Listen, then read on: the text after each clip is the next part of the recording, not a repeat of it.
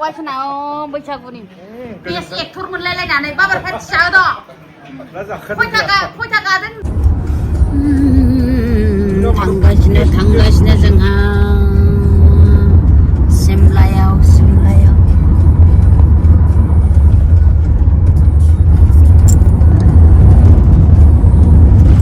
जुमायखौ नुवासै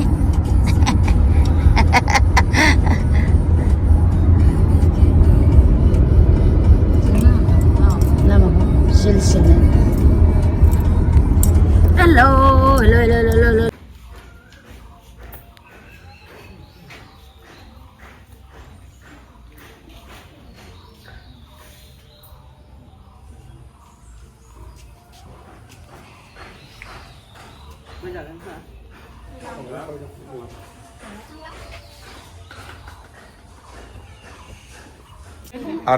आदा फैलावनि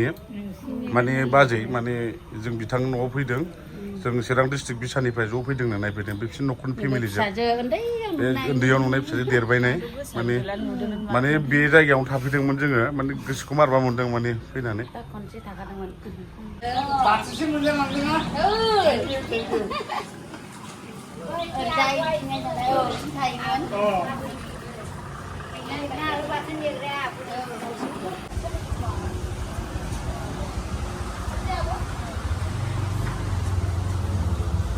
थाथ'दो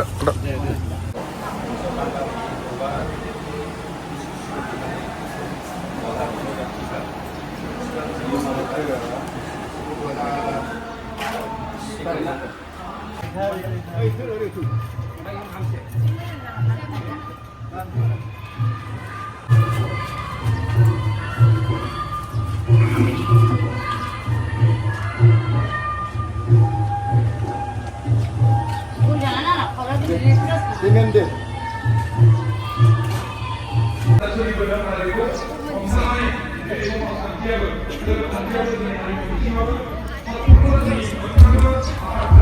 बेनिबो जोहोनो थांगासिनो दंमोन रायजो नोंथांमोन दिनै नोंथांमोननि नैबे स्टेडियामाव दाखालिबावै 15 लाख रां मोननायनि अनगायैबो नैबेयाव एभारेज स्टेडियामाव 15 लाख रां लिस्टआव बुंबाय थायो जे मानोना जगमोहन सारा बै सानसे समनि बारग' एमएलए बिथाङा मेडाममोनखौ एसे गेजेराव फैनो थाखाय खावलायबाय गिबियाव दं सनाय ब्रह्म मेडामखौ गावनि सिनायथिखौ लानायजों लोगोसे जोंनि आफादनिफ्राय गांसे आर'नाइ फालिजों मान बावनो थाखाय खावलायबाय गोजोननाय थाबाय मेडामनिसिम जोंनि बरायनायखौ नाजावनायनि थाखाय आरो मेडाम रिंकुमनि नार्जारी बिथांखौबो गावनि सिनायथिखौ लानो थाखाय खावलायबाय आरो जोंनि आफादनिफ्राय गांसे आर'नाइ फालिजों मान बावनो थाखाय खावलायबाय गोजोननाय थाबाय मेडामनिसिमबो जोंनि बरायनायखौ नाजावनायनि थाखाय मेडाममोनखौ गावसोरनि हाबाफारिखौ मावफुंनो थाखाय खावलायबाय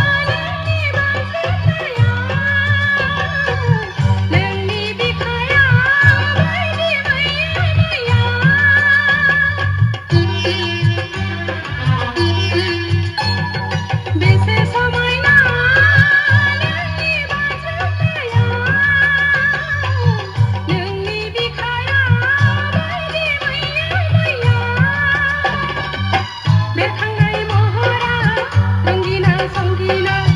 रंजाखांनाय गोसोआ नोंखौ नुयोब्ला द्रुम द्रुम आहा द्रुम द्रुम द्रुम द्रुम आहा द्रुम द्रुम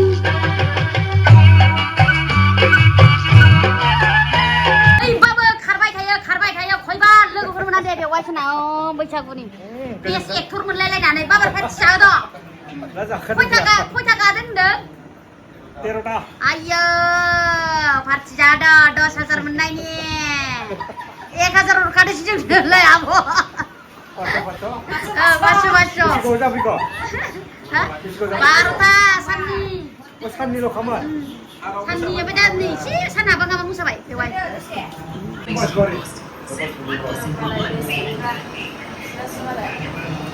फांसन नैबे मेथाइ गायै नैबे एक्टर गायै